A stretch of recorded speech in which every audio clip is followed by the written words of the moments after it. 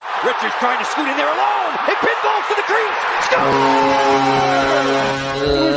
Let's get it. Oh my God! Here we go. You're listening to the Pod Street Blues Podcast with your hosts, Derek. How you gonna get it, Bobby? John. Matt Casey. Unnecessary, but totally necessary. And Cody. What's not to love?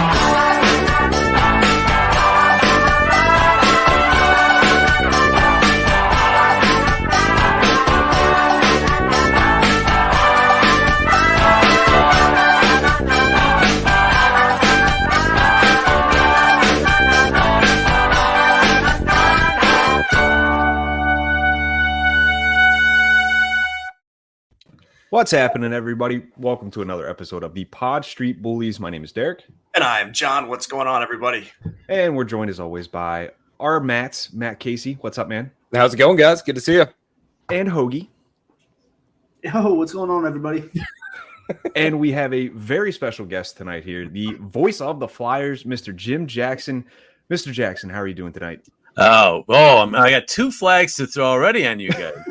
No Mr. Jackson. No Mr. Jackson. Okay. Fair enough. Jim or JJ or, jerk, whatever you want to call me. But no Mr. Jackson. And then the second thing is you got to get the right call of the primo goal in the fifth overtime and you're open. You got the ESPN call, guys. Come on.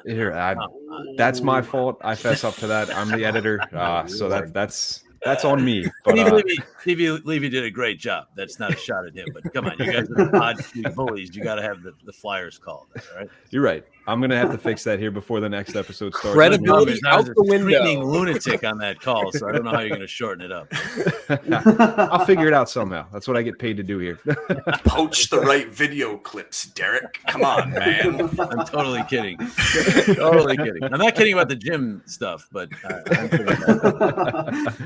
All right. Well, really to kick things off here, having Jim on here, we're planning on really getting into this season with the Flyers, kind of coming into the year, how the expectations were set, now where we are. There go the laughs. Yeah, really. Let's get serious for a second here. But just really cutting to the chase. I mean, first off, we want to kind of break the ice a little bit. Let's talk about, how you got into what you do today on TV with NBC. Again, voice of the Flyers. I guess, how did everything start for you there? I'll give you the abridged version, or we will not talk about this season's Flyers. On second thought, maybe I'll give you the long version.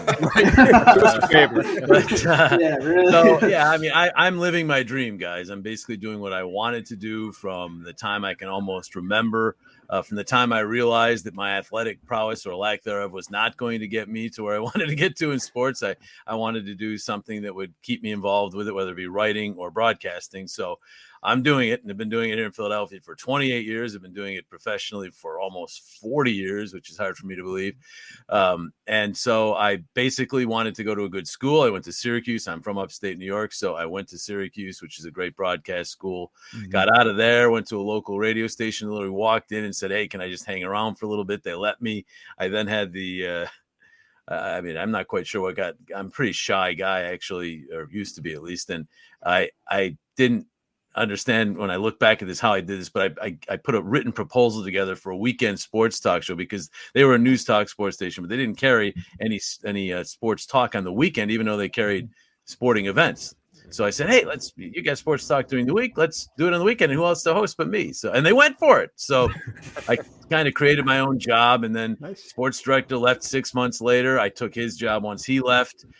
He, by the way, was Tim Roy, who's been the voice of the Golden State Warriors now for decades. Wow. And then the Devils moved their AHL farm team to Utica about 9 months after that. So I was like 23, maybe just turned 24, and I'm doing AHL hockey.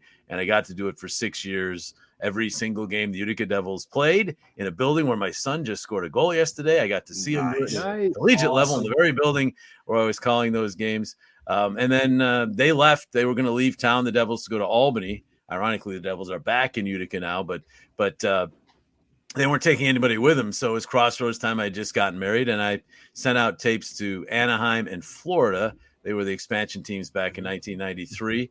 And I remember the coach of the Utica Devils the last year was Robbie Ftorek. He's a U.S. Hockey Hall of Famer, known more, I guess, for throwing a bench on the ice as a head coach. But he was a great player, and he was a great AHL coach too. But he called me over to CD to talk to all the players about what they were going to do that summer, and he said, what are you going to do? I'll clean it up, because Robbie tends to be a little graphic with his language. I said, well, I've sent tapes to the 2 expansion teams, and we'll see about, if anything else opens up. He goes, well, how about the other 20 teams? I think there were 24 teams in the league then. He said, how about the other 20 teams or so? How about them? I said, well, when I hear of openings, I'll send tapes. He goes, send them now. I said, well, that stuff ends up in the circular file. Back then, it wasn't, send a link. It was you had to send an actual tape. And, I kind of fought him on it, but then when I got home, I said, maybe he's right. And I actually that next day and over the next couple of days listened to myself ad nauseum as I had to dub the tapes, and I sent tape to every single NHL team. And I got the Anaheim job while I was doing that. Like about a week later, I was told I was in the Final 5, Final 3, and without even interviewing me in person, they said the job is yours. And I was negotiating with them when I got a call from Mark Piazza of the Flyers, and they basically said, you're in the final group for the radio job here. Doc Emmerich was leaving. Gene Hart was going back to television, and we need a radio guy, and we like your tape. So I would not be here if it wasn't for Robbie Ftorek. I can tell you that, because I would not have sent that tape, and I would have not have known of an opening in Philadelphia until it was probably too late. But they heard that tape, and I got this job off of that tape. That was 28 years ago. I did 2 years on radio, and then Gene retired, and I moved into television, and have been, as I said, living my dream ever since. The decision between Anaheim and the Flyers was easy. It was the Flyers closer to upstate New York. My wife, my mom was sick at the time, so it was important to be closer to home for her. And also, I knew the Flyers were going to win a Stanley Cup before the stinking Mighty Ducks, right? So I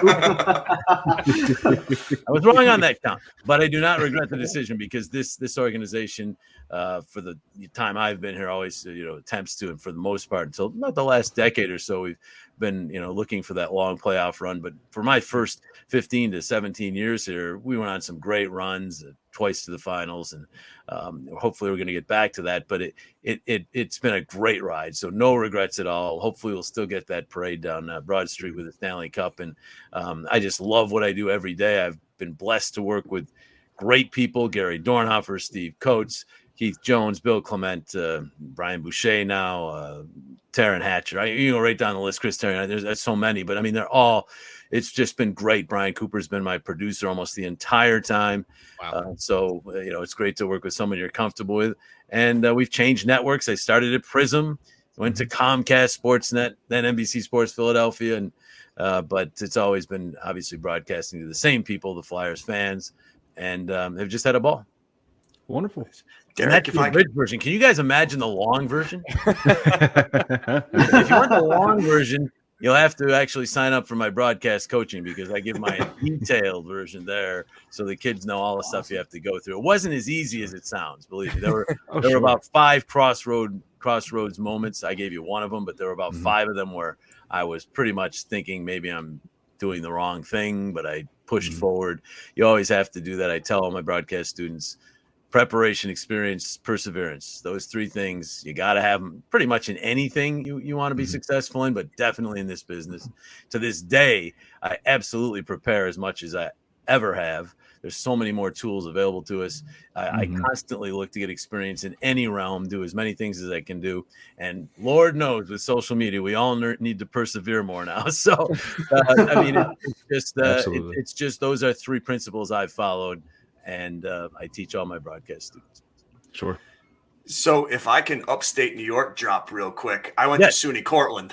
All right. I was born in Cortland. Were you? Is it lonely on your pedestal, John? I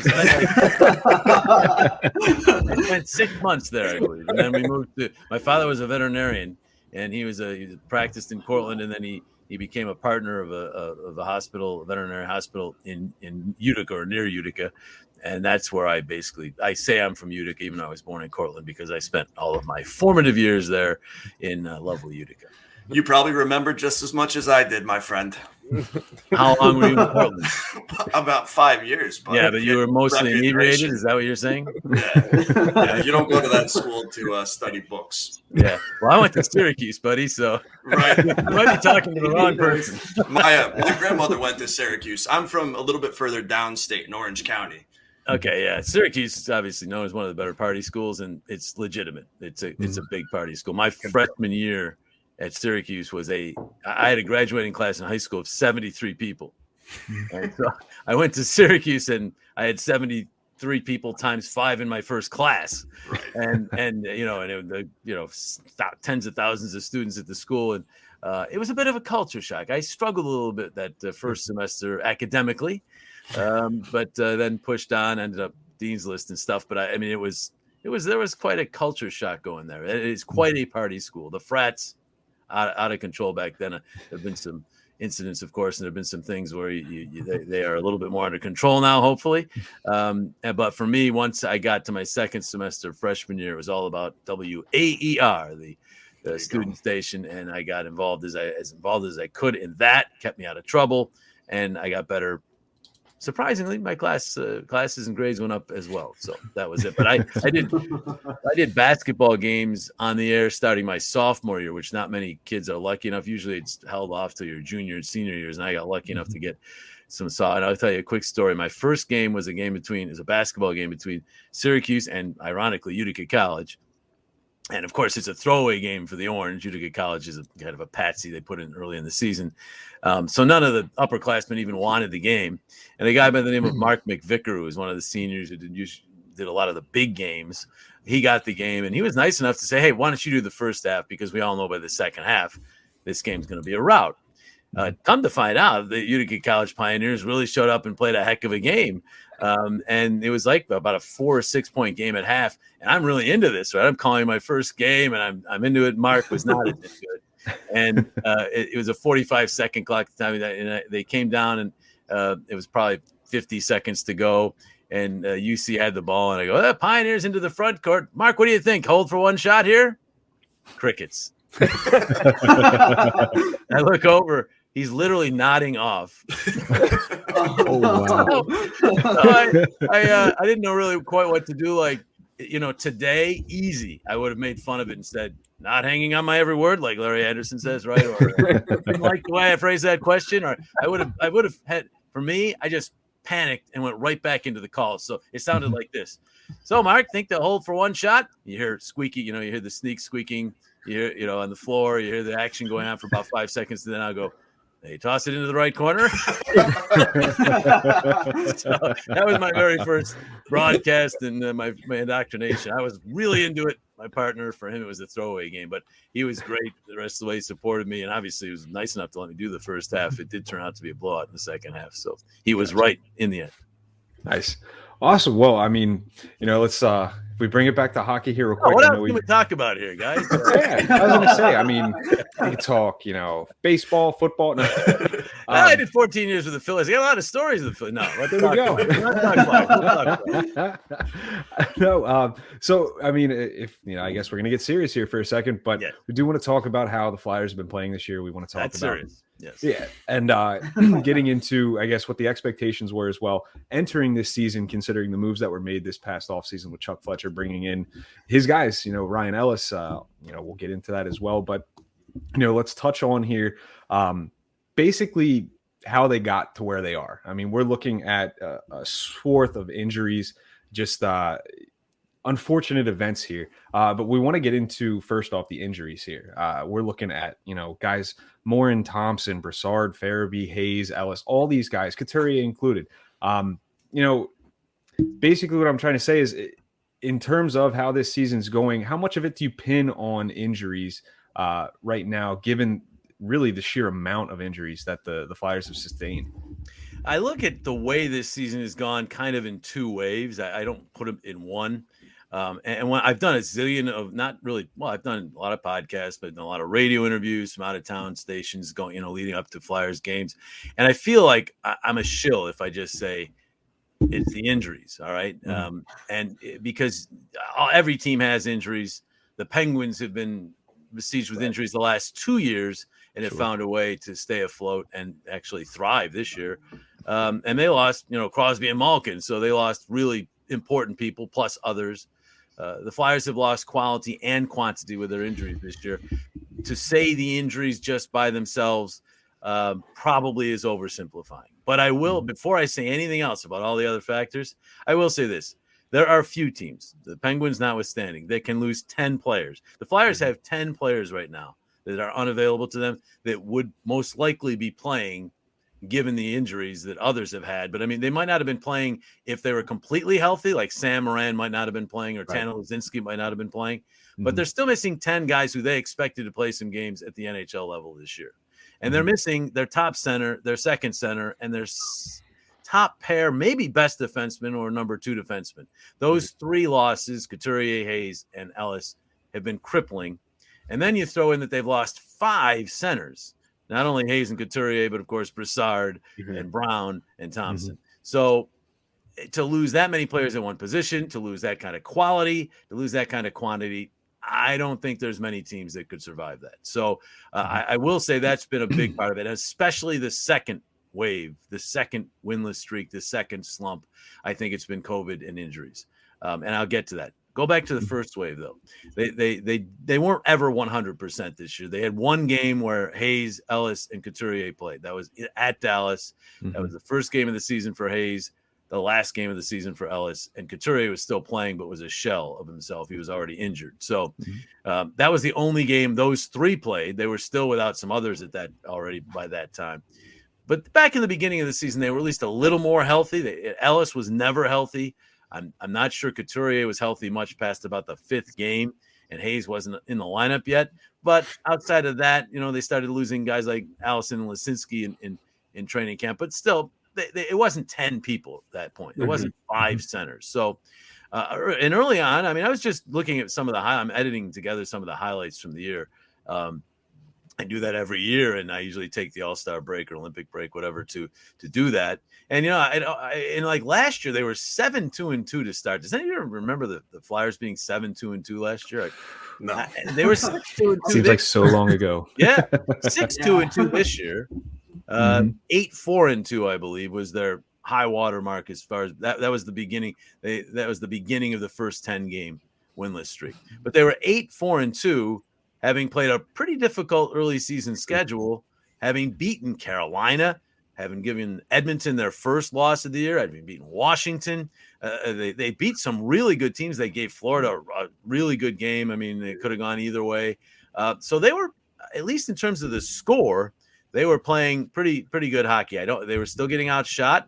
A lot of it was really good goaltending. Carter Hart got off to a great start. And Martin Jones also played well, and he got his chances early. But bottom line is the bottom line. They were 8-4-2 through 14 games, playing a lot of tough teams. Not a easy games in that early stretch for the Flyers. And then came the first winless streak, which started with some real tough losses to Tampa. And game, again, top teams. They played Tampa 3 times in a short stretch there, and it was like this. They lost 2 or 3 games to like Tampa, and I think Carolina came in, beat us on Black Friday.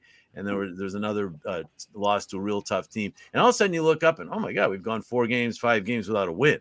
It didn't even feel like they were playing that poorly at that point. They were losing close games to really good teams. And then all of a sudden, everyone says, oh, Flyers haven't won in 4 or 5. And then they really started to play poorly. The pressure just built on them. They never did get a break in the schedule during that stretch. They played almost all top 10 teams. They beat Calgary for their last win before the streak started. Calgary was right near the top of the standings then. And then came a wave of Carolina and Tampa Bay 3 times and some other really tough matchups. And then all of a sudden you're talking about approaching, double figures. And they didn't have much practice time. They got practice time before a Ranger game, and everyone was saying this will be good for us. They lost that game. They got a little more practice time before coming home to play Tampa again, the 3rd time of that stretch. And you all remember that game. They got blown out, and that was the end of Lane Vigneault. That stretch, injuries might have played a part, but it was more the schedule, and it was more that they just suddenly realized, oh no, our good start is gone, and we're struggling.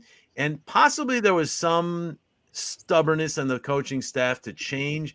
I mean, as the players started to lose, as you started to lose players, I mean, a lot of coaches, and I think Mike Sullivan does this with everything except Crosby's line, or if Malkin's playing Malkin's line, he'll dummy it down a little bit for the other lines.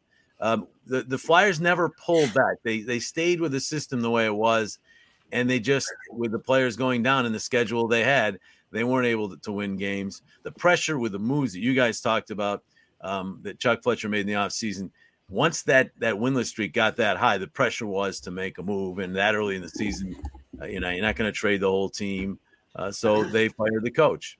And, to go back to the firing, and I have a lot of respect for Alain Vigneault. He's one of the most prepared head coaches I've ever been around. I don't think that he was the problem. He might not have had a solution for the problem. I said the same thing about Gabe Kapler in my last couple of years with the Phillies, because he then went on and obviously did a good job with the Giants. So he was not the problem with the Phillies. And I don't think Alain Vigneault was necessarily the problem for the Flyers, but he couldn't come up with a solution. And so they made the change. And you'll remember they lost it. Mike Yeo comes in a stretch where they're playing 5 games in 7 days after they've played the first game of that stretch. He's got no practice time with the players at all. And for a new coach, you got to have that, right? So it was a real tough time for him. They lose 2 more. The streak reaches 10. And then they go on a 5-0-2 7-game point streak. It looked like the coaching change was having some impact. He was slowly beginning to implement some things. They went into the Christmas break feeling pretty good about themselves. They come out of the Christmas break, went into the Christmas break, and then during the Christmas break found out about some COVID cases, right? Right. Yep. One of them being Carter Hart. And then come out of the Christmas break. They win the first game out of the break, beating the Kraken, starting that Western swing. And then 2 more players go on COVID, and then another couple. They end up losing the last couple of that Western swing. They come home. At that point, there's 6 down to COVID and still like 7 or 8 injured. So now they're up to 13 or 14 players unavailable. No way they should have played the game against Pittsburgh. Right. I don't know what the league was thinking. That was an AHL team against an NHL team on ESPN, and that could have had something to do with it. But if you think about it, they postponed the game on ESPN between Washington and the Flyers before the break when Washington had fewer guys out. So, they didn't let the national television bother them then. So I don't really know what was going on there. But that game was, I watched that one from my house. And, it was, I just never felt they had a chance to win that game. And in the next game against San Jose, they still were down double figures players between injury and COVID. So that Pittsburgh game reminded me of the Tahoe game in terms of like the absolutely. Yeah. And I understood the Tahoe game. There's so much money put into that, right? But a game against Pittsburgh on, I think it was a Thursday night in January, is not, to me, that. I mean, it's, 100 games have been postponed. Come on, right? It's not right. So I didn't understand that one, and that is when it started. That's when the winless streak. I mean, the winless streak technically started with an overtime loss on the West Coast swing, and then a loss to LA, and that. But they were already getting hit with COVID, so I really think the second one, the 13-game winless streak, started a lot because of COVID, combined with the injuries, and they never could get out. Once it gets to 5 or 6, you're talking, oh my God, a second long winless streak. Everything about the Flyers, the outside is like everything about the organization is terrible. I'm just telling you right now, there's not many teams that would have been winning with the lineup, with the guys that were out in the lineup in that stretch. And then they're starting to hang in games and just find ways to lose because it becomes a mental thing. Once it got to like 7 or 8, and then it goes all the way to 13 before they finally win. So to me, I can't say it's just injuries, but if you break down the 2 waves, certainly the second one has largely been, in my opinion, because of COVID and then the injuries. They haven't been less than double figures down since about the second or third game of that 13-game winless streak. So, I just don't see. I mean, you can say they don't have enough organizational depth, or what team can withstand losing double figures amounts of players? And again, 3 of your best players. Not Sean Couturier is one of the best 2-way players in the league. Ryan Ellis, one of the best 2-way defensemen in the league. Kevin Hayes is your second best center. I mean, that's 3 huge losses on top of that, all these other players. So, I mean, it was tough. I think they've adjusted some. They got those 2 wins before the break, and I think that there's a feeling now that, hey, we can win some games even without those players. I don't think they're going to go on some long winning streak unless they get some of those players back. Right. But I mean, I think they can win some games and avoid, let's hope, any more long winless streaks. I think Mike Yeo deserves at least a shot with at least some players back in the lineup and some practice time, and he's going to get a lot of that here in the next 2 or 3 weeks because they don't play that many games. And so, you know, he'll at least get to practice with these guys and try to implement what he wants to implement, and hopefully get guys like Brassard and Farabee and Patrick Brown back, maybe Couturier. I'm not hearing much about Ryan Ellis, which is really a shame, but you know, get some of those guys back and we'll see. I mean, I just don't think it's as dark as it's being painted by so many people out there. I mean, I don't think they're as far away as people think. It looks it, certainly record-wise, but look at the players they don't have. I mean, how can you judge this team? Chuck Fletcher put this team together to have Sean Couturier as his main guy on the first power play unit and the first penalty kill. Kevin Hayes to be on probably the second, maybe the first power play, as well as a penalty killer. Ryan Ellis to do everything. And then all these other guys as support players. And, you know, I haven't even talked much about Farabee, who's one of their better goal scorers, who's now been out for a while. So, I mean, it's tough for me to judge Chuck too much. It's tough for me to judge Mike Yeo for sure, given all the guys out. And I hate that because I was really looking forward to this year after last year. I liked the additions for the most part, and I thought, this is good. Let's see where we're going. And I just don't think they've ever really gotten a chance to play as Chuck Fletcher intended them to play this year. Now, having said that, it's the second straight year they're disappointing. So whether it's because of injury or illness or what have you, in Philadelphia, especially with the Flyers, where they haven't missed the playoffs in consecutive years since my first year here, which is 1993-94, you know, when you have 2 down years in a row here, things change. So I understand the pressure that's out there, but I do think you need to look at what's going on before you make all these rash judgments that everything orange and black is bad this year. It's just way oversimplifying the thing. And a lot of people who just have axes to grind or whatever are out there, you know, mouthing off saying how bad everything is. And then they want to talk about the attendance, which I'm not surprised. Attendance drops off when you don't win games. Right. So, I mean, it's not a real big surprise to see. When the Sixers weren't winning, they weren't drawing people. When the Phillies don't win, they don't draw people. The Eagles haven't really had to worry about that. Back in the 70s, it was true, but the Eagles haven't had to worry about it. They've had a pretty good run where they've at least been competitive. But when you lose in almost any market outside of maybe New York in some cases, maybe St. Louis with the Cardinals, and maybe Fenway, Boston, most markets, when you lose, attendance drops. And we've also had, by the way, a pandemic that has kept some people. So I'm not that surprised. I hate seeing it, but I do think that they will come back if the Flyers win. So I think, you know, obviously we're viewing the Flyers as fans, first and foremost. I mean, we try to, you know, view this through, you know, more of an analysis way, I guess, when we're talking about this, but we're fans.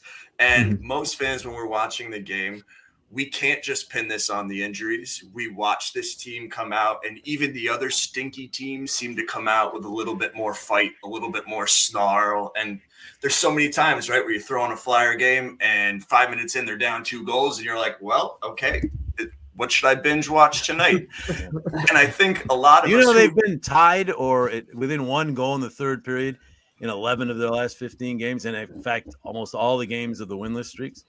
People, so they haven't really been. They haven't been blown out. They were blown out in the Pittsburgh game. They didn't have They were blown out in a couple of others. They've really actually. I don't really think lack of snarl. In fact, this team's got way more snarl than last year's team. I mean, Zach McEwen and Rasmus Ristolainen alone have more snarl, I think. So, you know, I don't really see lack of effort as a problem here. So that's individually kind of here and there. You might see a player. You say, "Hey, where is he tonight?" And also, they had a lot of players: Hayes, Couturier, Ellis for a short time playing, clearly hurt. I know a lot of people were all over Kevin Hayes, and we'd watch him and say, he just. I mean, I knew when he was in Zoom sessions and they'd ask him how he felt, and he'd go, "Pretty good." Yeah, that's him saying, "I don't feel good," And he tried. He had. I bet you there's no one more frustrated than Kevin Hayes that he's had to go through 3 procedures now for basically the same injury. He tried to play through it. He saw the team was missing all these guys. He did what he could, but in the long run, he was probably hurting the team because he just couldn't do what he normally can do. And Couturier for quite a while played obviously injured. So, and Ellis got injured in the last preseason game. So we still haven't seen a healthy Ryan Ellis. And Farabee as well. Clearly, there was something going on with his shoulder. We saw him more than once have problems getting up off the ice after a hit. So a lot of these guys, and yeah, you're going to say every team has that, but not every team has these many injuries for guys who are out for a long period of time. You might have 10 guys out at once, but there are 2 or 3 games here and there. I mean, we're talking about Couturier, Ellis, Hayes, now Farabee, Brassard, long-term injuries. These have been months and or will be by the time they get back, and that's when it becomes tough. The snarl thing, it's easier to have snarl when you're winning. Right. You look like you have more snarl when you're winning. Right. And that's the thing, right? I mean, for us, we're not in the locker room. And I think that's such an easy, and what I always say is kind of a lazy excuse for us, is we could just be like, well, there must be something going wrong with team leadership. There must be something going wrong in the locker room. They must not get along. So that's right. That's why I wanted to bring it up to you, because believe it or not, you're probably a little closer to this than we are. Well, believe it or not, I'm not much closer in this day and age. True. We don't get. I mean, this is what I miss most. Is I'd go down during a practice, after a practice, I'd go down and I'd talk to players one-on-one. Imagine that, face to face, and and I would always go to areas where the main media would go to Giroux, Voracek when he was here, and the guys who gave good quotes, and Carter Hart get a lot of people because he's the goalie and all that. And while the big hordes going, of people are going to one area, I'd go and talk to Scott Lawton or Ivan Provorov or at the time Shane Gostisbehere. And there were certain guys I knew, would give me the real scoop. Not that Claude Giroux doesn't when he's talking to the big media, but there's only so much he's going to say to the media. Claude Giroux does not captain this team through the media, been misunderstood by many in this town. I think not just fans, but media types who think that because he doesn't make these proclamations to the media that he's not a good leader. Name me a player who's played for the Flyers, who's ever, those who left included, who's ever said that Claude Giroux is not a great captain. You can't find, and in today's day and age with social media, you'd think that some player out there, Michael Raffles left, or some guy who was here for a while with Claude who left, would say, yeah, he's just not a good leader. Claude Giroux is respected by players. He's the most competitive guy probably that I've ever been around as far as the Flyers go. I mean, when he loses a card game on the plane, the entire plane hears it. I mean, the guy wants to you saw how competitive he was at the All-Star game. I mean, he wanted to win those games.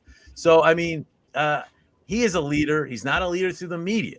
That does not mean he's not a leader. And that does not mean that this team lacks leadership. Right. Now, the fact that the team hasn't gone on a long playoff run, you can always throw that in Claude's face, because as captain, he's not gotten past the second round. He's only gotten past the first round once. And it's a results-oriented business. I totally understand that.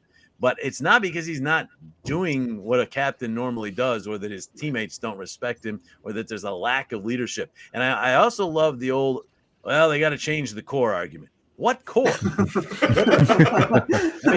According to Dave Scott, what the core is. The core is what? Is it Giroux and Couturier? Is that what's left of the core at this point? I don't really know what the core is. Sure. Right. I mean, at this point, right, it's a new core if you want to throw like Provorov and Konechny in there, true. Right? That's true.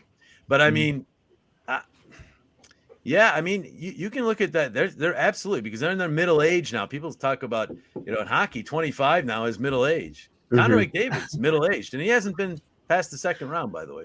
And he's only been past the first round once. And Leon Draisaitl carried that team in that first round series that they won. So, I don't hear that talk about. I mean, a little bit in Edmonton, they actually call him McFraud when they lose and stuff. That doesn't get out nationally though. But I mean, McDavid is eventually going to have those same questions, right? If he's 29, if he's in his 10th year of captain, he's right now, I believe, in his 5th year of captaincy out there, 4th or 5th. I believe so. Yeah. If he's in his 10th year, like Claude is as captain, and they still haven't gotten past the second round, haven't gotten past the first round very often. you can only blame the goaltending and other things so long out in Edmonton. It's got to really, if you're a franchise, a generational player, we use that term all the time. You should have already been on a playoff run, a long playoff run if you're Connor McDavid. I'm not saying he isn't a franchise player. He's the best, the most exciting. I'll put it this way: the most exciting offensive player in the sport, maybe ever. He's a highlight reel in the making, and at any time in any game. Doesn't mean he's the best player. Everyone says, hands down, they just say it like it's just the fact that he's the best player in the world.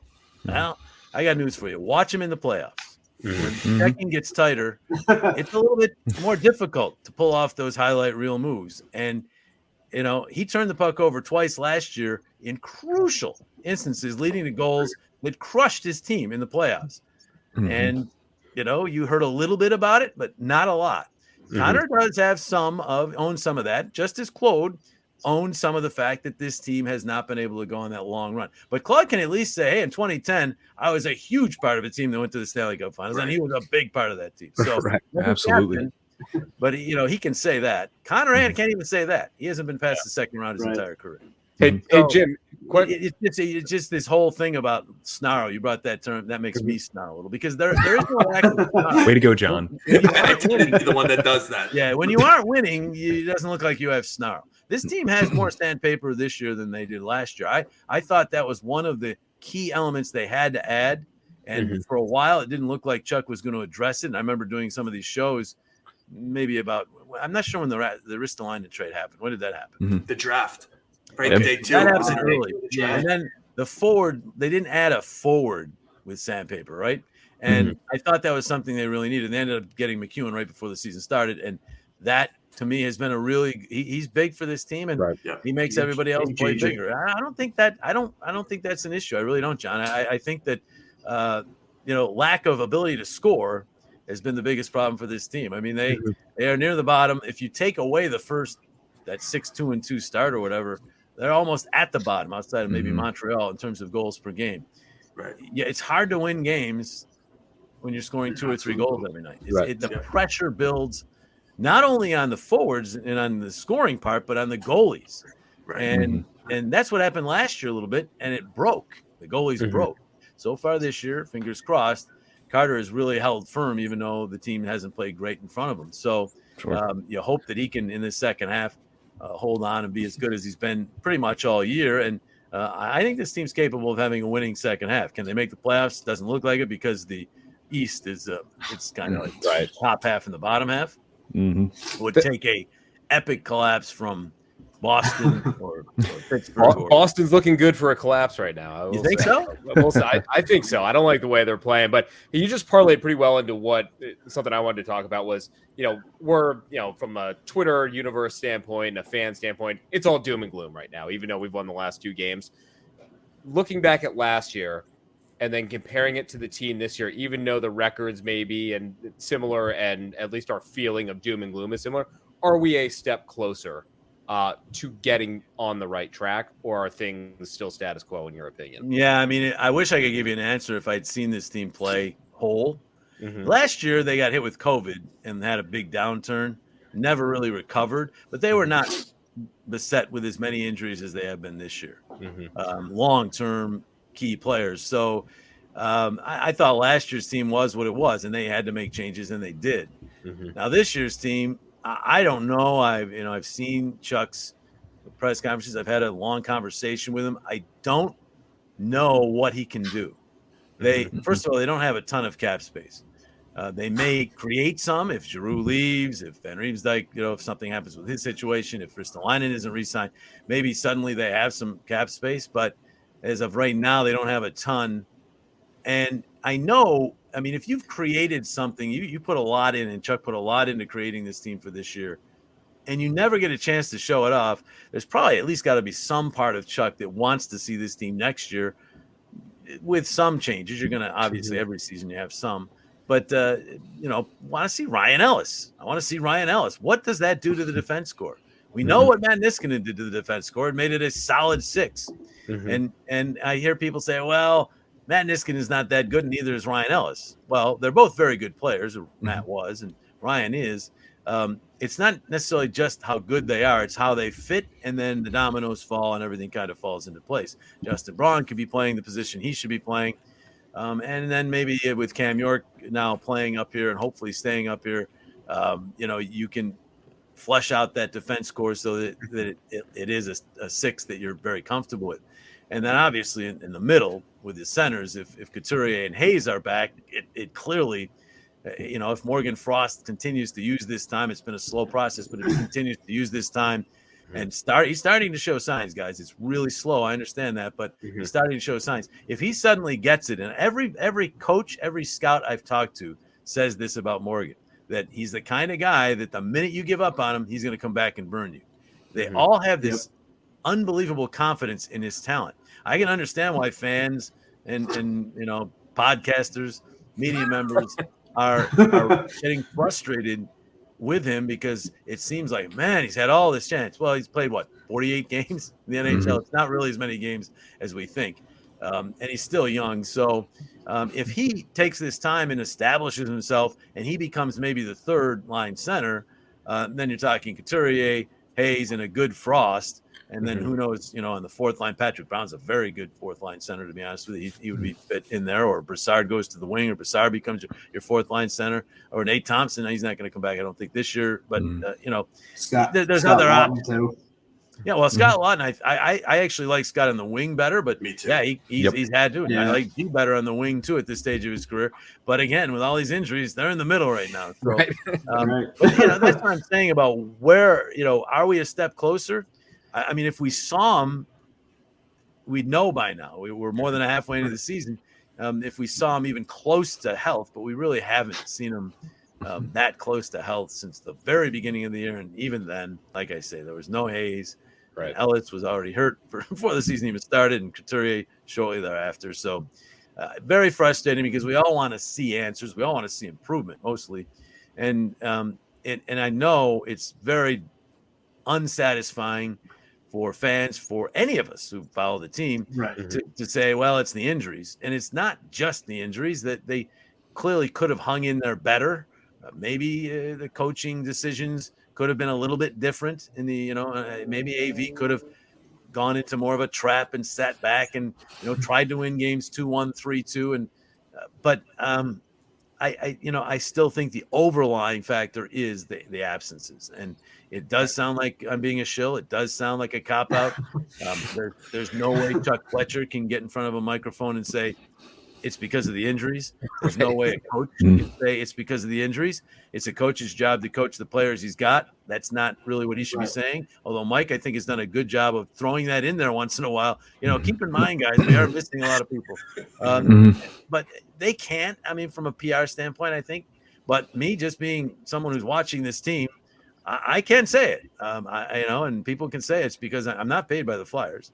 I'm paid by NBC Sports Philadelphia. But I'm telling you right now, I do think that that's the overriding factor. Now, does that mean that we give everybody a clean slate after this year and we just come back with the same group? And no, you're going to have change. So, and as you guys know, some big questions coming up here as the trade deadline approaches. Sure. So regardless of the injuries and the health and all of that, the moves that were made this offseason with Ellis, Ristolainen, Atkinson, even, were they the right moves from last season to plug in the holes that we needed? Yeah, I mean, to generalize, I'd say overall I like them. I mean, to go one by one, I love the Atkinson trade, and I'm a Jake guy. I like Jake, but I think the Flyers needed a shooter, and that, as we've seen, is what Cam does. He thinks shot first, and I really like that. I have no problem with that trade at all. The Ellis trade, I absolutely would have tried. I knew there was an injury risk. I certainly didn't think 4 games played. Right. But if you look at Nolan Patrick and Philip Myers, it's Myers has been a healthy scratch at times. Patrick's been injured. It's not like, hey, down the road 3-4 years, maybe we're looking at it in a different light. Maybe those guys, the light goes on and they get back to where, they're considered top prospects and playing like it. But at this point, that trade was worth it. They needed to fill that hole. We know it was a big hole after Niskanen retired. So I didn't have a problem with that. You can't foresee that he's going to. Ellis has missed time, but not like an entire season like this. It's it's just, so I didn't have a problem with that trade. Martin Jones, I thought was fine, and I think he's played pretty much as expected. I mean, people like to generalize and say he's slipping. He's kind of up and down. He's had some good games. He's had some games that weren't as good, but overall, I think he's been a solid backup.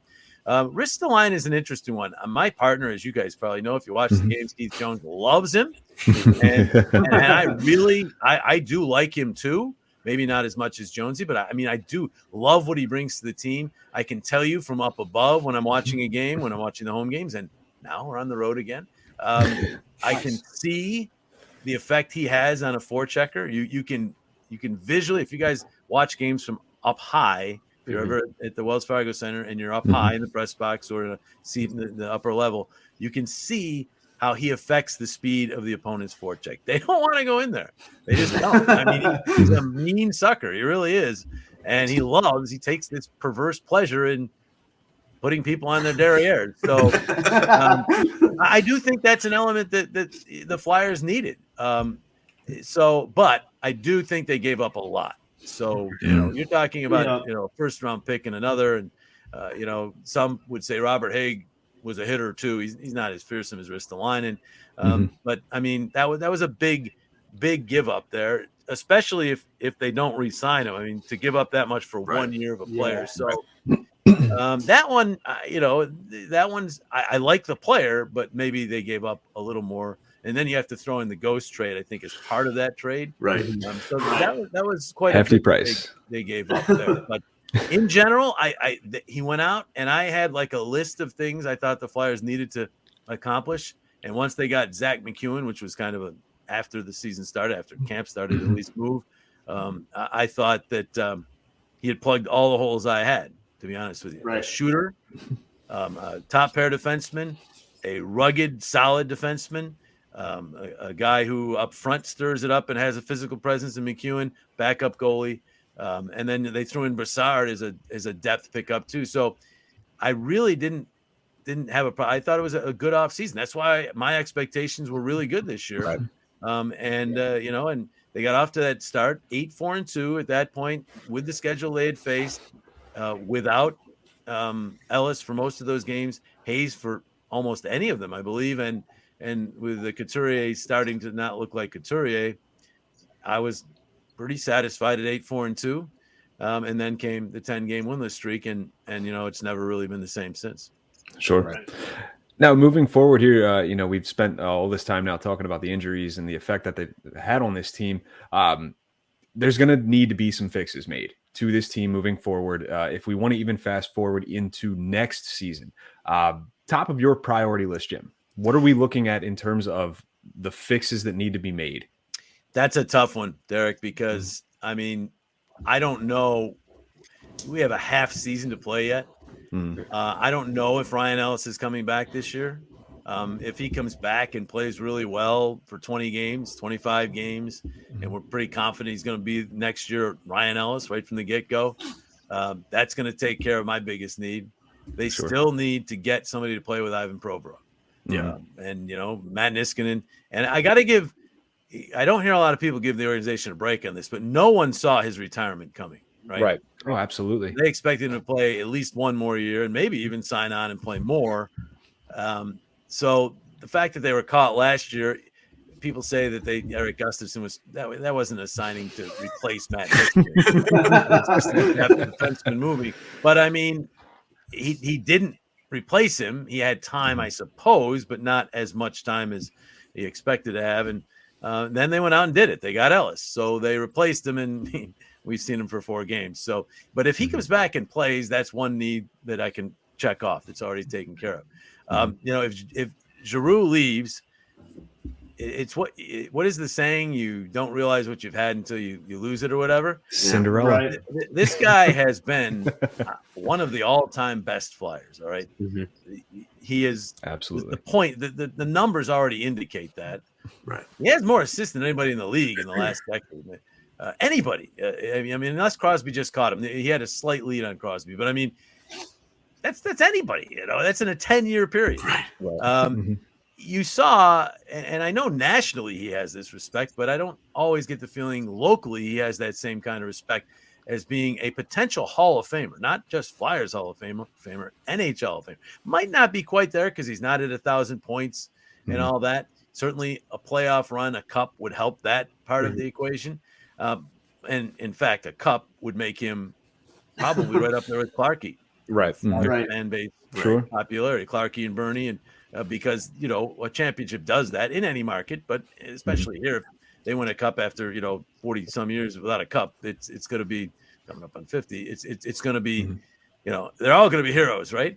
So, but what he's done, and you watch the amount of subtle plays he makes in a hockey game, and you take that out of the mix. It's not just we saved that money and all that. You're losing a very good player. He's 34, but he's still a very good player. We're seeing that this year. If you look at I don't know. Are you guys analytics guys?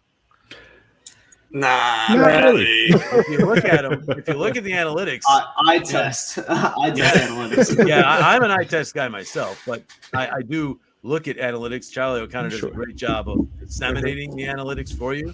And he had a story right before the break. The Flyers, when G is on the ice, in terms of pushing play, rival the Vegas Golden Knights.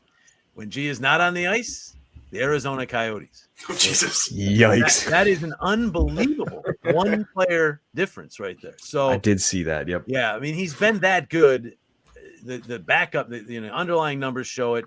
The running stats show it, and the eye test. They all show that this year he has been, along with Cam Atkinson, the best forwards the Flyers have had, probably the best players the Flyers have had. So, Carter Hart's been very good too. I don't like to compare goalies with the rest of the players, but the skaters, Giroux and Atkinson are your top two, right? I don't think there's much doubt about that. And, so he's 34, but he's still a very good player. So you do take, if he leaves, not whether a trade, even if he leaves as a free agent in the offseason, that's a hole.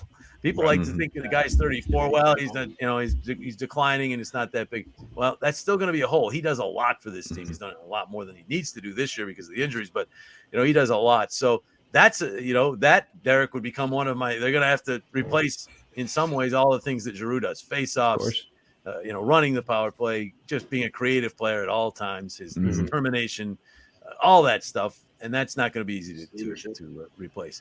But to be honest with you, what they really need to replace, give me Sean Couturier, give me Kevin Hayes, give me Ryan Ellis. Right. And if you give me those three and you keep Giroux, you may lose Ristolainen. I don't know. You're going to have to – for me to sit here on February, whatever it is, 6th, 7th? Six. Yeah, I can't tell you what they need because I want to see. There's still a lot to play for here. There's a lot of games. First of all, I want to see Morgan Frost continue to take steps. I want to see Cam York back on his natural side, playing, a lot of minutes and being involved. First power play, all that stuff. I want to see if Isaac Radcliffe might be one of these late blooming big guys because I really like what I'm seeing from him. So there are some young players that are going to be very interesting to watch here in the second half. I also want to see Farabee continue to take steps once he comes back. And then, they get some of the injured guys back, see them at least somewhat whole and see if they can be competitive. They already can probably be competitive against the lower lights of the league, I think. I mean, I think even as is, they're building, and beating Winnipeg, beating Los Angeles, and they're not lower lights. They're kind of middle of the pack teams. And beating those teams before the break, I think this team's finally saying, hey, even if we don't get anybody back, we can at least win some games. Let's go do it, right? I think that fragility might be a little bit gone if they can continue to do that. But to really get back and beat Pittsburgh and beat some of the teams that are going to eventually, whether it be this year or next year, whenever, have to beat to get into the playoffs and to win in the playoffs, they're going to need to get some of these players back. So before I make any proclamations as to what they need next year, I got to see who comes back, who looks good, whose injuries might carry on into their careers, what young guys are taking spots that might stay with the team even when players come back. That's something you hear Mike Yo talk about a lot. These young players need to show that, okay, they got a spot now, but will they have a spot when Sean Couturier and Kevin Hayes are in the line? Will Morgan Frost still have a spot? You're not going to play Morgan Frost as a fourth-line center. So he's got to win that third C. He's got to win that 3C spot. He's got to show that he's better than all the rest of the centers they have. And again, guys like Radcliffe and, are these guys that can, show they have a role on this club in some way. So, and we might see other guys. And Zamula is probably not all that far away. Mhm. So there's some other young players. We'd love to get Tyson Forster healthy and see, what he can bring. Agreed. So there are some things to see here in this second half that have to do with answering your question, Derek. And Sure. I can't really, in all good intentions, sit here now and say they need this, they need that, they need that, because I'm not sure where the team's going to be by the time we get to the end of the year. So We'll up in the air. We'll try not to skew it. We won't put out a headline that says Jim Jackson says no changes are needed. All right? Yeah, I don't want to see any headlines on this. I want to see Jim talk to Flyers hockey and talked a lot about other things too. So, we have to talk about the trade deadline, because even though it's still 6 weeks away or something crazy, which is unreal to me to think, but everyone's expecting the Flyers to be active and obviously not as buyers. So kind of curious what you think this team will do. Will Claude Giroux be traded? I mean, I know there's only so much you can do. I mean, say here, but.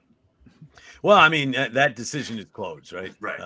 And sure. I can't, again, I don't have any one-on-one with Claude right now. I'm not going to go into one of his Zoom press conferences and say, "Hey, Claude, nice to talk to you." Other people aren't really watching. What are you? I mean, from what I know of Claude, he wants to be a Flyer his entire career. Mm-hmm. That is important to him.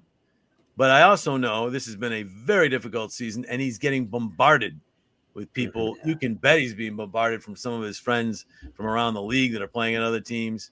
I'm sure he didn't say he was, but he's probably talked to by some people at the All-Star game about, hey, why don't you come join us? And, he is a proud guy. He wants to win the Stanley Cup. He wants to win the Stanley Cup as a Flyer, number one.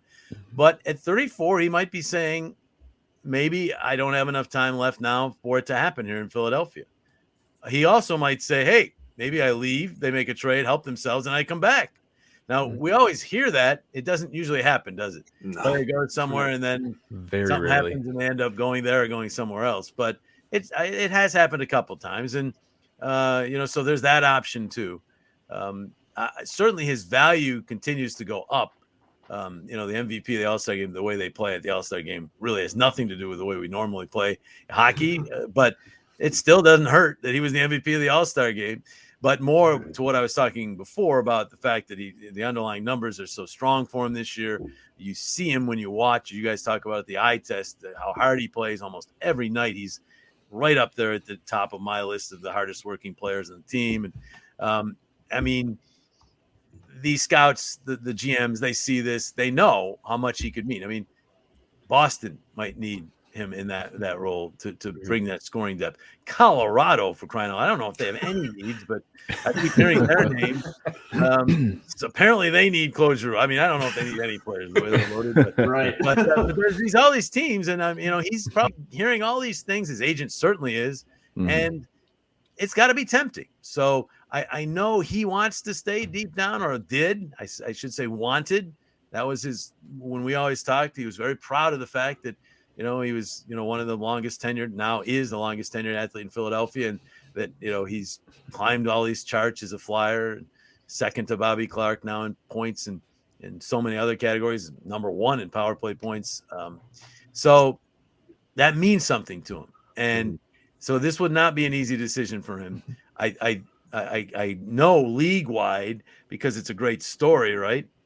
That it was brought up to him a lot at the All-Star, and every time he'd just go back to, hey, we still want to get back on the winning track in Philadelphia. I mean, he'd go there every time. I don't think that's him being fake. That's just Claude. He's a determined individual and still thinks they can turn this thing around. Now, whether they can make the playoffs, I don't know, but he thinks they can get it back to where they're competitive and can beat any team. So if you were to pin me down, I would say he will probably agree to a move, but it'll be almost like against his better judgment. Sure. And also he's a family guy. His wife will have a lot to say about it. Maybe she doesn't want to move. We forget these guys are humans. Right. Absolutely. And Especially with the two young he's ones got right two now. young kids. I mean, he might not want to move. So that's a good one, because if he doesn't move, that takes your biggest bargaining chip away. But Justin Braun should be valuable, I would think, if they decide they're not going to re-sign Ristolainen. I mean, he's another guy that can play in the top 4 of a playoff team, perhaps, and certainly brings that element we talked about. In the playoffs, you kind of need even more of that, not the fighting aspect of it, but just that physical, you're not going to mess with me attitude. And there are others if you look through the lineup, but I mean, I think they'll be active, but Giroux is going to be the big story. So which way he goes, it's not often that it's completely on the player, but it is in this case. So you talked about a couple teams there that if Giroux were to lift his no movement clause, he might go to, like you mentioned, Boston. In my mind, and I want to get your take on this as well, I think Washington would make a lot of sense as well. Now, again, the likelihood of it's tough because they're a division rival. But do you see that being a potential fit? Are their power plays ailing right now? They could really use a guy like Giroux, who's got the most power play points over the last 10 years or so. Yeah, they could use him on the wing. I mean, I think they're set with Kuznetsov and Backstrom, so they would use G on the wing. I think Boston might use him in the middle. It depends. Things are, the Krejci, they're kind of finding their way now a little bit there, but and then I still can't figure out a place for him in Colorado, but everybody says they need him out there. They're second line center, I guess, but I mean, they're still scoring. Any team can put. That's the thing about Claude. He can play center. He can play wing. He can kill penalties. He can obviously play in the power play. So that versatility is another trait that makes him so valuable for so many different teams. I haven't really. I just gave you teams I've heard through, reading reports. Yeah. I'd have to look at each team. That day's coming, as you said. It's now 6 weeks out. Or you'll go down and look at each team that's a contender and see their needs. I haven't done that to see who might be the best fit for him. There's a part of me, because I've been here for his entire career, that I want him to stay. Of course. I'm really big in that. There's only once, I think Claude will become the 11th current player that's going to hit 1,000 games only with one team. And that those players are Drew Doughty, Anze Kopitar. They have 3. Dustin Brown, Kings have 3 of them, but these are players. Getzlaf. They are franchise icons. These players, and Claude Giroux is a franchise icon, and it would be tough for me to see him in another uniform. So selfishly, I kind of hope he doesn't go. Although if I find out that Chuck Fletcher's getting offers of the 1st-round pick at a top prospect, I mean, can the Flyers, if Claude is willing to say yes, can they turn that down? Probably not. And then again, they can always leave that door open. I mean, maybe he comes back. I mean, could you imagine that? I mean, because the Flyers are because of the standings that we talked about, in a situation where the playoffs are such a long shot right now that they could almost, if you're even within shouting distance, you can't really come out and say that, right? But if you're out of it, you can say, hey, we'll trade you and we'll get something for you that'll help this team get better. And then you can come back and join us next year. Probably be asking for a serious hometown discount if you do that. But, I mean, that's a possibility too. I guess if he does get traded, that'll be my hope, right? Because I'd like to see him back there. But I really want to see him play his entire career here, not even a pit stop somewhere else. But I'm not sure I'm going to get my wish there. Sure. No, for sure. And I know we wanted to touch on one more thing real quick. Just kind of, again, we want to talk about moving forward here, but realistic goals for the rest of this season. Again, with it being, for lack of a better term, a rough season. To you, what are you looking for the Flyers to accomplish here by the end of the season, by the end of game 82 here? All right. I am a serious anti-tanker. All right. I think what the Sixers did was I didn't like it. And they could win the championship this year and people could say the process did work. It didn't work. Look at the stuff they got going on. I mean, they got Joel Embiid mainly because he was injured. And, there's the process of tanking all those years and not even trying to win, to me, is against what sport's about. So tanking for Shane Wright is out. I'm not even, and I'm also of the opinion that we overrate prospects. All right. The Connor McDavid types don't come along every year. I mean, look what the 2nd overall pick did for the Flyers. He's not here anymore. Right. Don't get us started. I mean, you're not guaranteed anything with a top pick. Wait. You just aren't. Wait, So- which second overall? Because we still have JVR sitting here. Well, JVR's had a solid NHL. Right, right. Say what you want about JVR. He's one of the top net front presence guys in the league. Yeah. So was he a superstar? Maybe not, but he was a solid NHL player. Oh, So absolutely, for sure. I would never put JVR in Nolan Patrick's conversation right now. Nolan has done virtually nothing at the NHL level. I mean, he had one half season where he showed some glimpses, and then he had a terrible injury situation. Sure. And then he's had more injuries. So, I mean, no one for a second overall pick and that's just shows you can't bank by losing on purpose on a high pick. You can't assure yourself with the first overall anyhow because of the lottery. And just because you get a lottery pick doesn't mean he's going to be a great player. So I don't think there's any guarantees that Wright's going to be a franchise turning player. Could be a great player. He might be. But if you think back to that draft, Nico Hischier, good player, solid player. I wouldn't call him a superstar. 3, 4, and 5, really good players. Makar, Haskin, and Pettersson's dropped off a little, but certainly Makar and Haskin in our franchise turning defensive players. So you can't tell. The draft is a bit of a crapshoot. So the second half of this year is not to me about losing games and getting a high pick. It's just not. It's much more important for me for them to establish a winning atmosphere again, which we've lost here over the last 2 months. Just 7 wins in the last almost 30 games, right? So they got to get back to winning. Winning is the best deodorant there is.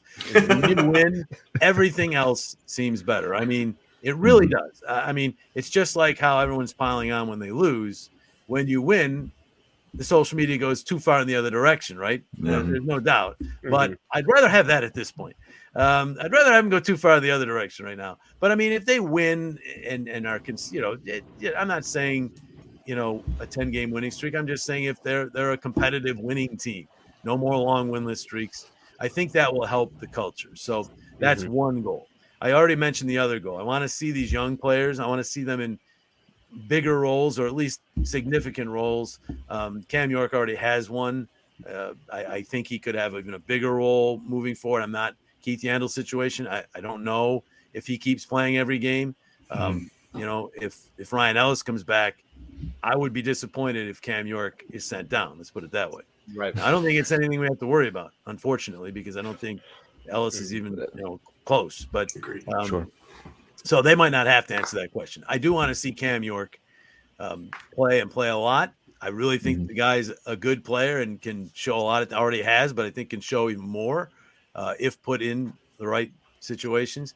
I told you, Morgan Frost, Radcliffe, Farabee, all these young guys, got to see them continue to progress and see whether they're part of what's going on in the future. I also think it's huge for the now veterans. You can still call them young veterans, middle-aged veterans by hockey standards. Konechny, Provorov, Sanheim. I mean, they're not what we thought they were about 2 years ago. I mean, they're not playing like it right now. So Sure. really like Provorov here a little bit since the COVID. It might be because he's playing 27 minutes a game. He might be one of those guys who has to play that much, But, Provi, about 3 years ago, 2.5, 3 years ago, was considered a Norris Trophy caliber contending defenseman, right? He hasn't been that lately. Sanheim was expected to be a no doubt about it top 4 defenseman, maybe top pair defenseman. Hasn't quite been that, at least consistently. Konechny was looking like a consistent possible goal scoring leader. I mean, he hasn't been that. And I like these players. I really do. I like them. I think they all, nobody thinks hockey more than Ivan Provorov. No one can get this team charged up like Travis Konechny.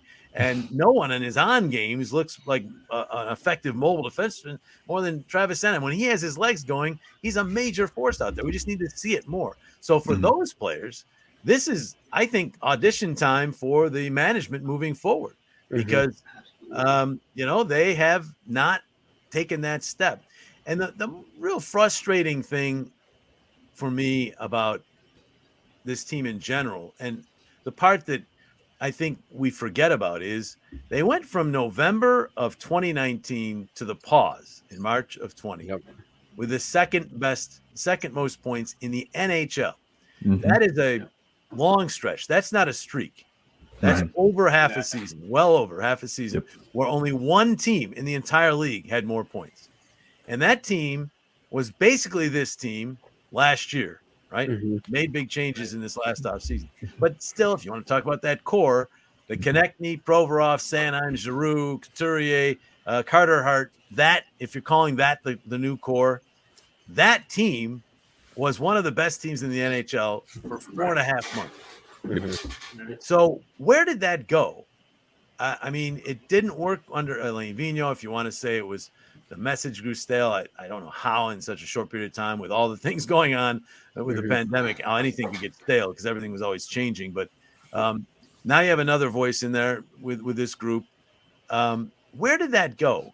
It's too long a period of time. And they didn't win games by Carter Hart standing on his head. They were outplaying teams. They were allowing the fewest shots on goal per game in the NHL. They were a legitimate, really good team for a long stretch. I need to know where that went. And for most of that, we're talking about the Konechnys, Sanheim, Provorovs, and those players. Because I think if you look back at last year, the veterans, the Voraceks, Giroux, Couturiers, pretty much played like we expected them to play. They pretty much gave you the seasons that you're going to get from them. It was really the Harts, Konechnys, Sanheims, Provorov to some degree, not as much, that just didn't have it. So, we need to see where that went. And they've got, 37 games left. And those guys are largely the ones I just mentioned healthy right now. So let's see what they got. I love Travis Konechny. I love the way he plays. I think he's matured as an individual. He was a kid when he got here, and he's a father now. But when he's stirring the pot, it does a lot for this team. And he can stir the pot and, oh, by the way, score 25, 30 goals. I mean, we saw it. So where is that? We need to see that again. And if that's there and these young guys continue to develop and you get, Ellis, Couturier, Hayes back, you got a pretty good team. So we could see at least some form of that. I don't know about Ryan Ellis, but at least some form of what I just said in this second half. At least Couturier, I think, is a legitimate shot to come back. Hayes is skating again. And then obviously with the young guys. So that's what I'm looking for. And also, when I mentioned this earlier, just continuation from Carter Hart, because he's really been solid this year. Right. And I just want him to have a full, solid year the whole way through. Absolutely. Yeah. Well, perfect. Well, hey, I just, that basically wraps it up here. I want to obviously take this time to say thank you for coming on with us here. And then give you kind of the floor here. If there's anything you'd like to plug, anything you'd like to tell everybody listening here as well. Well, one, for Flyers fans, have faith. Doesn't look right now record-wise, but we just talked about what there is looking forward. It's never as dark as it appears during the losing streaks, and it's never as bright as it appears during the winning streaks. Go ask the Edmonton Oilers back in early November. Stanley Cup contenders by early January. But, right, that's what people are saying. I'm not saying either are true, but that's what people are saying. We are in a reactive world now, thanks largely to social media. So, when you're going well, things are going to seem better than they really are. And when you're going poorly, they're going to seem worse. Things have gone poorly for the Flyers this first half. No doubt. You don't have a 10-game winless streak, a 13-game winless streak, and you can say that things haven't gone poorly. But there are signs of hope, and I do think we're going to see a better second half to this season. The hockey should be better, and we've got, as we just talked about, some things to really look for in the second half. Personally, JimJacksonBroadcasting.com is my website. I do broadcast coaching. That's my main push on that website. I do, one of you knows this, Cameo, and I do some other things too. But, mainly the broadcast coaching, because I love finding people who are passionate about sports broadcasting and just basically trying to help them. Nothing is in stone when I talk to people. I tell them that right off the get-go. Anything I say, simply my opinion.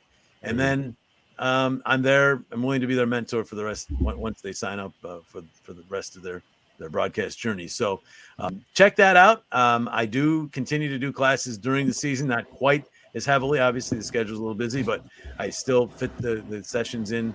I basically do 3 1-hour Zooms with the program, and then mentorship on after that. So that's my main push there. And I also do some audiobook narrating as well. If you guys ever have a book, you guys look like probably 4 future authors, in my opinion. So if you ever write a tell you book, about the last time I I'd read be a glad to narrate it for you.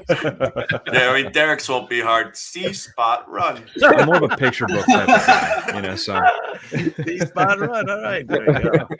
You guys didn't get into any of that while I was here. That was disappointing. I want to see more of that backbiting. Come on. well, no, I was just about to say we're probably going to look into your broadcast school because we figured John could use a couple pointers being like every week. Yeah, So, you know. yeah, but I hey, trip over the zing. words, all right? Oh, the bounce back. On my screen right now, Hogs is just getting obliterated with the crossfire. That's because on a typical show, Hogs just gets obliterated. Yeah. Oh, here we go. Now Nice the change for a real while. Pod Street bullies. You guys let me talk way too much on this thing. Jim, That's why we had you on, though. I'll say this as well, that coincidentally, all 4 of us are not in Philadelphia. I think I Really? might even be the Yeah. closest at 90 minutes away. Derek's 2 hours. Hour Hoagie's and in a half, 2 Boston, and hours. John. All right, where are you guys? Where are you guys? I'm in Monmouth County, New Jersey. Okay. I'm in York, Pennsylvania. York? Okay. Yep. Hogs? I'm just south of Boston up here. You had to think about it for a second. Enemy territory. Where are you, John? I'm in Long Island, New York.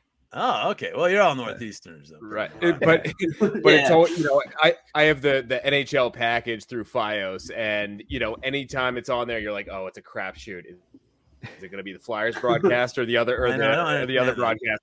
And it's so great hearing your voice on there. Like, oh, thank God! All right, we got the It's Flyers. weird because on my package, I get both feeds for all games.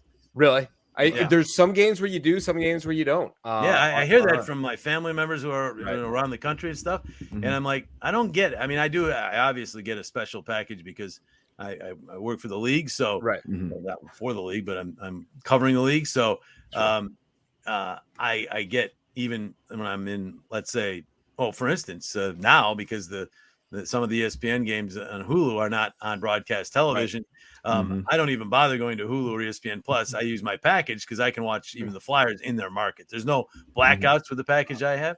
But that That still must be should- nice. I don't know why you guys would have blackouts when you're not in the market. It makes no sense. It's crazy. It's crazy. I think I'm But- typically in the market where I am. I used to live York, maybe yeah. 20 minutes away, and I was in NBC Washington area, which killed me because I called, I guess it was Comcast, saying, hey, I want, NBC Philly Plus so I can watch the Flyers game. They're like, yeah, we'll get that package to you. It ended up being Washington Plus. And I'm like, I don't want to watch the Caps. Like, I want to watch the Flyers. No, I What- watch the Caps like 4 times a year. Right. Like, my dad's a Wait, Caps what? fan, so I'm like, could be worse, but like could be much Yeah, better. I think we're headed, guys, toward all streaming anyhow. Right. So I mean, I'm not quite sure how they're going to do that. Whether they charge per team or per game or per month or how they're going to do that, but Sure. it seems like we're headed to that direction. I mean, think about how you watch. I mean, any of you guys Yellowstone fans? Yeah. Love I mean, yeah, so do I. I mean, I just watched it in about, me and my wife watched it in about 3 weeks, but I mean, 4 years of it. But I mean, I watched it on Peacock for the first 3 years, and then all of a sudden I got to the 4th year and it's on, what's the other one? CBS. Paramount Plus. Yeah. Yeah. Yeah. So it's like, how does the same show move streaming services in the middle of the? But I mean, that's I think where we're headed. But I mean, I'm like, I've got subscription. I'm sure you guys are like this. I got like 7 subscriptions to different things now. It's like I barely use Hulu. Right. So I use it. And now Netflix just went up, and now Amazon Prime, everything's going up there. These are all going up, right? So it's like I'm gonna have to eventually start dropping subscriptions, and you got to figure out what it's like. We used to just have back in my day. I'm older than you guys. 3 network stations: ABC, NBC, CBS. And that's all we saw. Then when I got to late high school, cable came in, and for me it was ESPN, right? So I got to watch ESPN, little CNN. CNN did a lot of sports back then. Nick Charles, and then that was it. That was all my sports, right? So then we see this proliferation of cable, and it's like, this is awesome for sports fans. You can watch just about any college sporting event you want now, right? So awesome. Yep. And now it's almost coming back like they're taking away what they gave us. They're going to make us pay for it. You know, you're going to have to Like, pay it was for nice while it everything. lasted. Yeah, it was nice while it lasted. So it's like progress, and then it's like we got to put money on progress. So I mean, I personally think, and you know, that's where we're at with social media too. I control on my Twitter feed what I see, right? Mhm. So not to get political here, but from a news standpoint, if you're liberal, you are getting all liberal news because you know, the cookies in these things take you to that to begin with, and then on your Twitter feed you actually follow everybody you want that's probably believing the same things you believe. And then conservatives, it's going to be the exact opposite. They're going to get the conservative stuff. People wonder why our country and the world, for that matter, is splintering. That's why half the people are getting one set of stories and the other half are getting something else. Now, I've always been a very middle and boring. I'm right down the middle of the road. Hoagie knows all about that. Who does? Which one? Hoagie. Right down the middle. Exactly. Oh yeah, you don't know about being boring. That's right. No. So I mean, but for me, I don't. I think the middle is not served enough in this country anymore. It's either this way or that way, Right. and then and the majority of people, I'm not saying all by any stretch, but probably over 50% are closer to here than here. But Sure. much of the news is out here, and it's tough. I mean, I used to just watch the nightly news, and that was what I figured was the real news. Well, now, according to some people, the nightly news is only liberal news. So I don't know. I mean, when am I getting the right news? On my Twitter feed, certainly not, because I pick who I follow on there, and that's kind of what I want to hear, not what really might be the truth, right? So I don't know. We're in a weird world, but from a sports standpoint, it used to be that, you know, all sports came in and you kind of deciphered which one you chose by what station you watched. Now you're going to have to do that by which streaming service you want to subscribe to. And if you're a fan of teams in different sports, or let's say different markets, maybe even, it might be a little difficult to have the right streaming services and keep it affordable. So I don't know. It's going to be tough. The NFL is always going to be king because there's still network television and the networks still want them, right? Yeah. Absolutely. Who's winning the Super Bowl, by the way? Let's go Bengals. Bengals. Bengals. Quarterback coach went to Cortland. I'm Portland going Root. LA. I'm going LA. Of course you are. So, Just so I've had because I don't want to agree with you guys. Like, I've had a pretty good year. This can't go on the podcast. Oh, I guess it's still live. I guess it can. Oh yeah. We can end it. I've had a pretty good year. I've had a pretty good year in the NFL, DraftKings, or whatever. And I'm thinking about really going heavy for the Bengals. There I am, because first of all, I'm not a Matt Stafford guy, and I still don't think I've seen enough from him in these playoffs. People say now he's a Super Bowl quarterback. Did you watch him almost blow that Tampa game? Trent Dilfer was a Super Bowl quarterback too. That's true. And I just think Burrow is better. So in the NFL these days, it's a quarterback league. It's tough for me to ever bet against the better quarterback. So right away, I'm leaning, since it's a 4-point spread right now. If I bet the money line, you can make some pretty good money on the Bengals. I don't know. Not sure yet, but Time for another podcast. 3-1 now. Were you guys saying you're rooting for the Bengals, or you think the Bengals are going to win? I'm rooting for him. I'm rooting for him. Oh. I think it might be LA though. Oh, here we I go. don't know. Now I'm betting the Bengals though. Heart versus I'm head. betting them. They'll cover. Now there is a losing attitude toward betting if I've ever seen it. I'm thinking LA, but I'm betting the Bengals. Coincidentally, It's John very does bet the dangerous, John, and it really is dangerous to do that. John You does can't the bet with your over under heart. on, You gotta bet on with your head. Flyers as well. But, I mean, we all do it, right? I do it all the time. I don't want to watch that game and root for them. I can't bet for them. I don't want to root for them, right? If the Cowboys were actually, good enough to win playoff games, is Philadelphia. Are you guys Eagles fans too? I know you're not here. Derek's so. not. Derek's a Cowboys fan. Derek's a Cowboy. Oh, Cowboy fan. Sacrilegious. My condolences. Now, Now, I was hoping I, say didn't have that- to admit to that tonight. Well, believe it. If I told you who I rooted for, it would be a much, how do I say this? I'd have to apologize in a much bigger way because the team I root for is abysmal. But I'm going to just leave it at that and say if the Cowboys can win a playoff game, I have a hint. What are you, a Jaguars fan? Giants. no, pretty close. Jets must be Oh. Jets. If you think about where I'm from, right? Giants or Buffalo. Jets? Yeah. Giants. Buffalo. Giants. Yeah. Yeah, Mm. Giants are abysmal. I mean, I can always go to 4 Super Bowl titles, so in Philly, I'm safe. They always want to point out how they're this and that. You've won one stinking Super Bowl in Philly. But for the Giants, it's been like 10 years since they've done anything in the playoffs. So, and it's kind of been that way for the Flyers. Haven't gone on a long run in a long time. So I'm like starving the Phillies when I was there since 2011. So it's time for somebody to do something. You know what I'm saying? Right. So anyhow, we get to this the betting thing, and you can't bet with a heart, John. You got to bet with a head. So keep that in Dude, mind. my $10 bet. I mean, it's all That's right. about what I do too. Yeah. I didn't tell you guys I've done well with football. I've gone from 10 to 170 in my account. So Right. It's how will my wife not notice? yeah, well, I just do it to have some reason to root for somebody, right? 100%. It's like, can I afford daycare this week? Yeah. My kids are in college. I got bigger bills. My daughter's graduated, but the bill's still there, So, Yeah. but anyhow, it's I've been interested to see the effect that's had on sports, though the gambling, because I mean the ratings are starting to go up, even though for so long in all sports. What have we been reading, right, for the last 10 years? Ratings are going down, ratings going down. And now all of a sudden we're seeing ratings go up. Why do you think that is? I think maybe because people have some skin in the game. It might Right. just be it. So it's interesting how it might help sports in that way, although there's certainly some risk. But how about, to help the economy, you start taxing betting? Nobody will like that. But you see the money when New York opened up?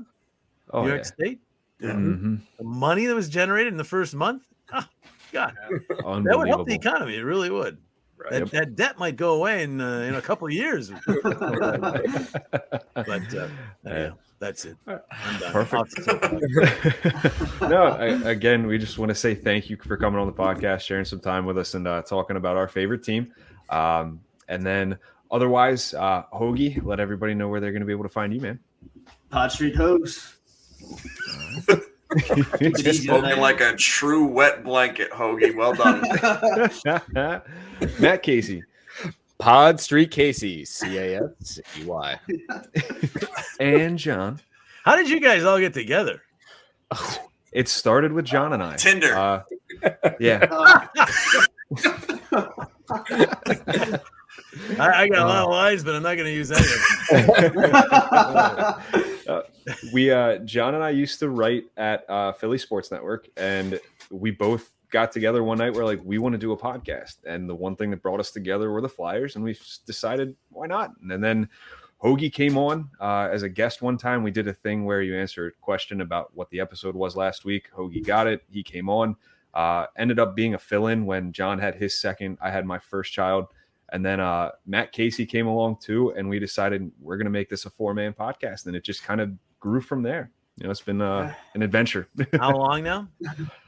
Year 4, right, is coming Year up. 4, really? In March, yeah. In March. Yeah. 3 or 4, something like that, yeah. Year And 4. Hoagie and I have been on for a year, so it's you've seen Yeah. the rating. Talk about ratings spiking. That's what Yeah, I can see Hoagie having that effect. Yeah, Oh, 90 man. plus Usually bingo there's a night. dad joke. Oh, that's right. So we do He's got one thing the whole show. It's a dad joke. We let him talk for 30 Well, let's seconds. hear one. I haven't heard one. Come on. Yeah, we forgot about the dad joke. So Hoagie, go ahead, man. Pull up the notes here. He's got to Google it. Dad joke for podcast. All right. How does a train hear another train coming? it whistles. With its engineers. All right. Oh, I You get didn't say bad engine joke. You said ears. bad joke. Did you guys say bad joke or dad joke? They said dad joke. D, It's right? the same thing, Jim. Same thing. Well, when you've been a father as long as I have, I don't think they're so bad, quite frankly. That's bad. And that's the funny thing, because Bad I'm not joke. even a dad. Everybody else is a dad, and I'm not the dad. Yeah, so That you you can't know have of. bad jokes That yet. you know What the of. heck? That's the irony of the whole thing. All right. So Sean's yeah, got his spiel. He told me You this can- would be about 30 minutes. We've gone about almost 90. Mainly my fault. I understand that. But, All so right. what do I get for that, dude? Is there some prize? yeah. Call Casey. He'll hook you up. He's got the account. We have a bumper sticker that says I survived the Pod Street Bullies. I'm not sure I did, but